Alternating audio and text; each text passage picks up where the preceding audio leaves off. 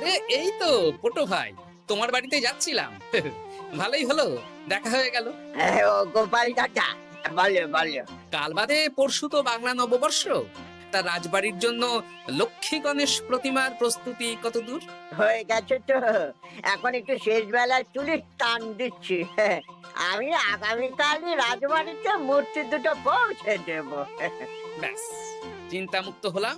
আমি মহারাজকে জানিয়ে দেবো। হ্যাঁ, আচ্ছা।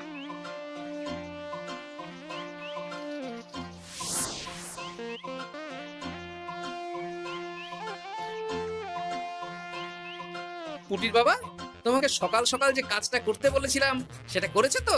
হ্যাঁ গোপাল দাদা, সব চিঠি বটা ঘটার হাতেই ধরিয়ে দিয়েছি। তা তোমাকে চিনতে পারেনি তো? না না, চিনবে কিভাবে? আমি তো চাদর মুড়ি দিয়ে দেখা করেছি। এই চাদরটা? হ্যাঁ, তাহলে এটা এখনো গায়ে দিয়ে মুখ খুলে ঘুরছো কেন? হ্যাঁ, এক্ষুনি খোলো খোলো খোলো। ঠিক বলেছো। দুপুর বেলা অনেক কাজ আছে। কি কাজ? শোনো, আচ্ছা। কি মুশকিল, এখন এতগুলো চিঠি আমাকে একা পড়তে হবে। তাহলে এখানেই বসে থাকো, বুঝলে?